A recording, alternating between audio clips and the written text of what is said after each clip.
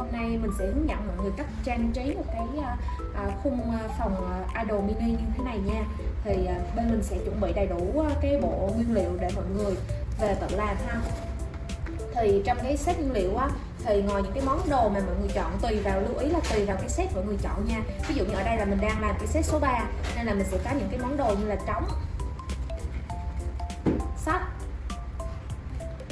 với lại là sticker để mình trang trí thêm. Ngoài ra thì sẽ có thêm đèn led, 3 cái đèn led như thế này nha mọi người. Keo thì bên mình sẽ cho hai loại, đó là keo 2 mặt để mọi người dán ảnh và keo 502 để mọi người dán mấy cái món decor để cho nó chắc chắn hơn. Với lại là lo thì lát nữa mình sẽ hướng dẫn mọi người cách sử dụng lo luôn. Rồi bây giờ tụi mình sẽ cùng nhau bắt tay vào làm nha. Trước hết thì mọi người cứ cắt ảnh ra trước nha, mọi người cắt hết từng tấm ảnh ra, sau đó thì mình sẽ bắt đầu trang trí sau. Lưu ý để trang trí cho đẹp thì cái lúc cắt ảnh á, mọi người cắt tỉ mỉ một xíu, mọi người cắt cho nó không méo, với lại là cắt cho nó chuẩn chỉnh, nó đều tay, là khi mà mọi người trang trí lên cái khung thì nó sẽ rất là đẹp.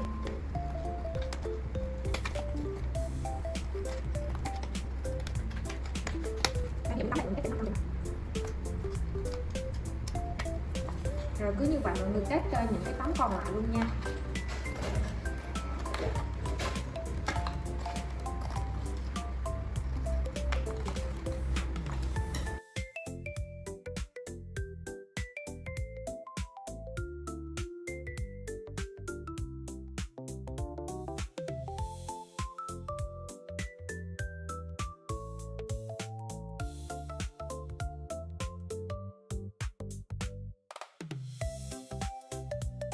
Rồi sau khi mà mọi người đã cắt xong hình như mình như thế này thì bây giờ mọi người sẽ dùng keo 502 để mọi người cắt và dán ở mặt sau của tấm hình nha.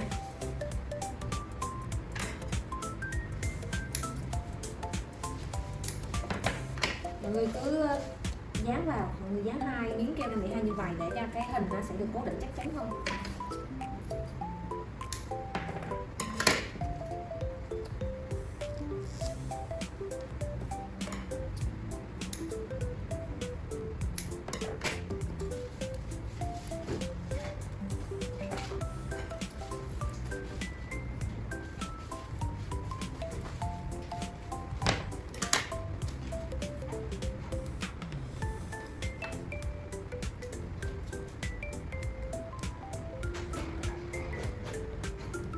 Mọi người cứ cắt dán hết để xong rồi mình sẽ bắt đầu trang trí nha. Đây là sau khi mình đã dán xong những cái tấm hình keo trên tấm hình như thế này thì bây giờ mình sẽ lấy cái tấm bìa ở trong cái khung á, thì shop đã có cho kèm sẵn cho mọi người cái tấm bìa trắng á, thì mọi người sẽ dán ảnh trên cái tấm bìa trắng này nha. Mọi người cứ mở cái mặt sau lên, ở đây có những cái nút gạt này, nút gạt màu đen á, thì mọi người cứ dùng, nó sẽ hơi cứng nên mọi người dùng đầu nhọn kéo á, mọi người hất nó lên để khỏi đau tay nha. Đây, thì mình sẽ lấy cái tấm bìa ra. Tấm bìa này thì mình sẽ dán ảnh trên cái tấm bìa trắng này nha mọi người. Thì mọi người muốn tùy vào cái cách mọi người trang trí thì shop cũng sẽ có để cái hình minh họa các sản phẩm bên shop tự làm, thì mọi người có thể nhìn theo mọi người trang trí, hoặc là mọi người trang trí freestyle theo cái kiểu mà mình mong muốn nha, không cần nhất thiết phải trang trí y chang shop đâu. Nếu như mọi người có nhiều cái idea trang trí khác ok hơn, mọi người thích hơn thì đây mọi người cứ dán từng cái tấm ảnh này lên thôi. Mọi người lấy keo ra rồi mọi người dán ảnh lên.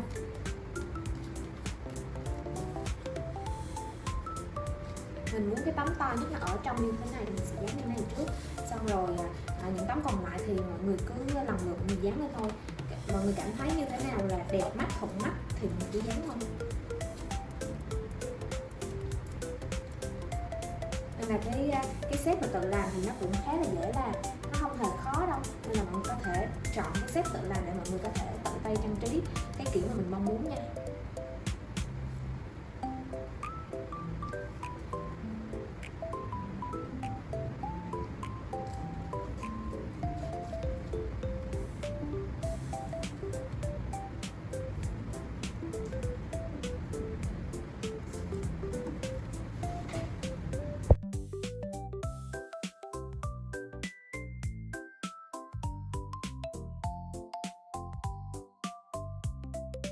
Thì sau khi mà mọi người dán ảnh xong như thế này rồi á, thì shop cho kèm sticker á, thì mọi người cũng cắt ra mọi người dán lên thôi. Thì sticker thì cái lớp sau của cái tấm sticker là nó sẽ đã có keo sẵn rồi, thì mọi người cứ cắt hình xong mọi người gỡ cái lớp keo ra mọi người dán lên. Ví dụ như cái hình đây để ấn xong các lớp keo á mọi người gỡ ra nha. Sau mọi người trang trí chỗ nào trống thì mọi người muốn thêm sticker vô thì mọi người cứ dán thêm vô thôi.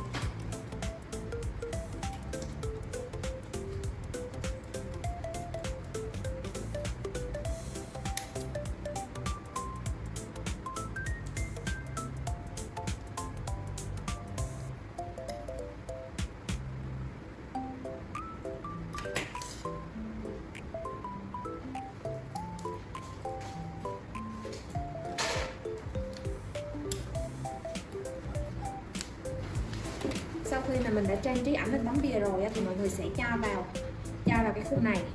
Thì đây mọi người bỏ cái tấm ảnh vô trước, xong mọi người sẽ đắp cái nắp cái đế lại. Cái đế đây thì cái đế thì từ từ mình đóng, tại vì mình còn phải gắn cái lo nữa nên là mọi người đỡ hời vậy thôi nha. Xong mọi người lật ra mặt trước. Bây giờ mình sẽ trang trí các cái phụ kiện lên. Phụ kiện thì bạn sẽ dùng keo 502 nha. Keo 502. Đây phụ kiện mình có sẽ là gồm có sắt, có đàn, có trống, có keo. Bây giờ mình sẽ tiến hành trang trí. Rồi bây giờ mình sẽ dùng keo 502 nha mọi người để mình trang trí những cái món phụ kiện này. Tại vì keo hai mặt thì nó dính, nó sẽ không chắc chắn bằng keo 502. Thì mọi người cứ dán, cứ nhỏ keo vào cái đế Xong mọi người để vô, mọi người để ở cái đoạn nào mọi người cảm thấy ok là được. Chắc cái này là mình sẽ cho để ở giữa đi để nó chia, nhưng mà ảnh nó vẫn còn lộ ra nhiều. Xong mình sẽ để thử hai cái trống vào. Đó, hai cái trống ở bên này. Cái đàn nó sẽ có cái ghế nữa nha mọi người. Thì mọi người có thể để cái ghế ở một bên bên cạnh. Rồi mình sẽ dán mấy quyển sách vào. Thì tùy mọi người muốn dán những quyển sách nó chồng lên nhau, hoặc là mọi người muốn decor nó rời ra thì cứ tùy sở thích của mọi người. Nhưng mà mình sẽ dán chồng lên để ở trên cái ghế. Rồi cái chậu cây mình đặt cái xếp có hai bên chậu cây để mình để ở trên này.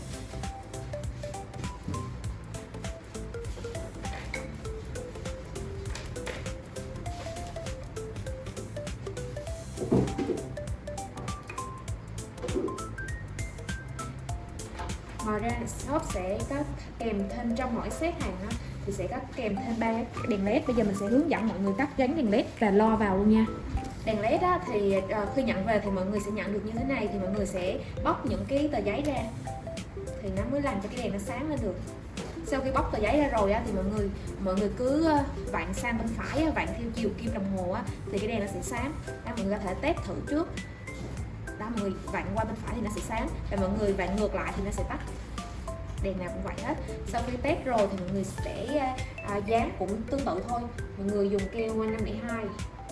Cái đèn thì nó sẽ hơi khó dán một tí, tại vì đây thì giả sử như mình dán lên ở trên trước thì mọi người phải giữ im để cho nó dính keo nó khô lại, thì khi đó mọi người dán thì nó mới ok được.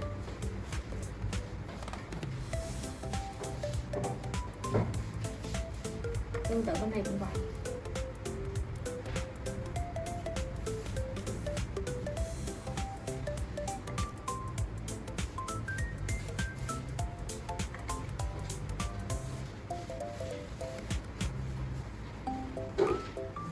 Đó, sau khi mọi người dán đèn xong này thì mọi người có thể test thử.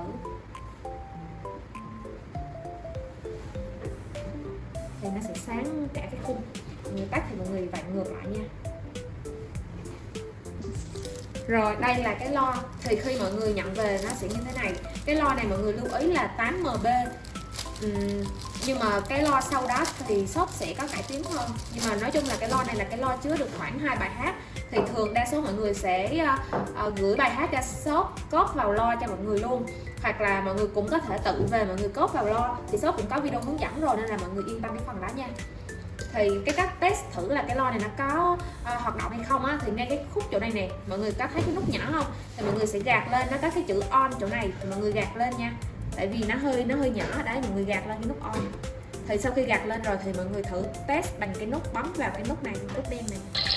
Đó, là cái lo nó có cái tiếng nước chảy như thế này nè, là tức là cái lo của mình là có hoạt động. Tại vì shop chưa có bài nhạc vào thôi nên là nó mới không phát ra nhạc thôi nha.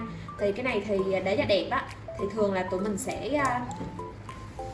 gắn cái lo ở trong. Rồi mình xíu cái này thì mọi người cắt luôn, tại vì cái này là keo á mọi người cắt ra cái phần lo đây rồi mọi người tận dụng cái keo này luôn. Lưu ý là cắt cẩn thận chứ không thì nó cắt luôn cái dây điện thì nó sẽ hư cái lo nha.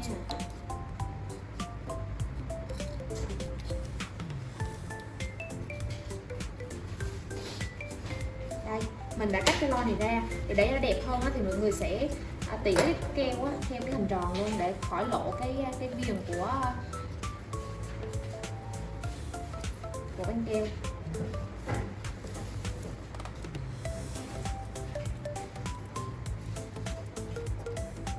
Rồi sau khi mà mọi người cắt được như vậy rồi thì mọi người sẽ cho cái lo ở trong và cái lo này với cái cục pin thì nó sẽ ra ở ngoài nha. Thì mọi người sẽ cứ cắt tỉa cho nó đẹp hơn một xíu là được.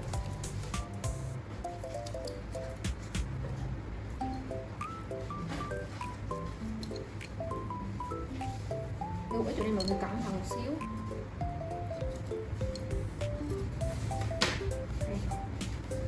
Thì đây là cái lo, thì mọi người cho cái này vào trong và cái này ra ngoài thì nó dễ lắm.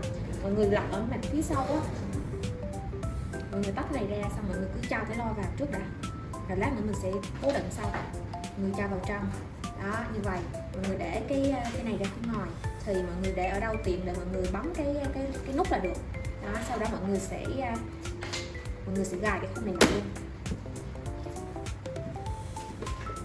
gạt cái cầm này lại là nó sẽ gài lại nha.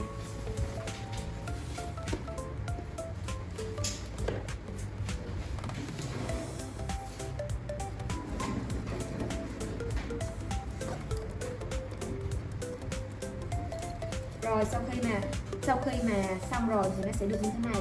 Bạn muốn cái lo nó ở phía dưới thì bạn nhích cái dây nó xuống một xíu, sau đó bạn tháo cái keo ở mặt phía sau ra đó, rồi bạn dán vào thôi. Thì khi mà bạn muốn nghe nhạc thì bạn cứ bật cái nút ở phía sau, cái này thì bạn chỉnh lại cho nó, cái ở phía sau này thì bạn chỉnh lại cho nó đẹp một tí. Bạn chỉnh lại cho nó ok một tí, xong rồi bạn sẽ bật cái nút này thì nó sẽ nghe tiếng nhạc. Bạn nhấn một lần thì nó sẽ tắt vậy thôi. Còn bạn mà muốn sạc pin á thì ngay cái ổ chỗ đây này nó có cái lỗ cắm này, thì cái dây để mình có thể sử dụng để sạc pin là mọi người dùng cái dây rắc cổng Type-C nha. Người cắm vào ổ điện thì nó sẽ sạc pin nếu như nhạc nó hết phát, tức là nó đang hết pin đó. Món sticker hồi nãy mình dán ở trên á, nó còn dư khá là nhiều, mọi người có thể tận dụng, mọi người dán ở các cái bên hông của cái sản phẩm nha. Đây ví dụ như mình có thể trang trí thêm ở cái bên hông này đó, để cho cái hộp nhạc của mình nó sinh động hơn. Thì mọi người cứ lấy mọi người trang trí thêm hơn, tùy sở thích của các bạn nha.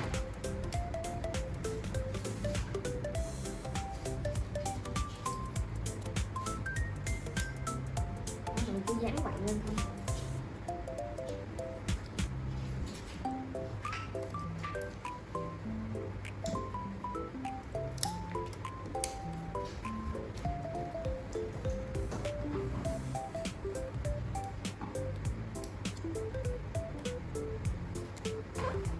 Đấy, và mình sẽ cứ trang trí thêm như vậy ha.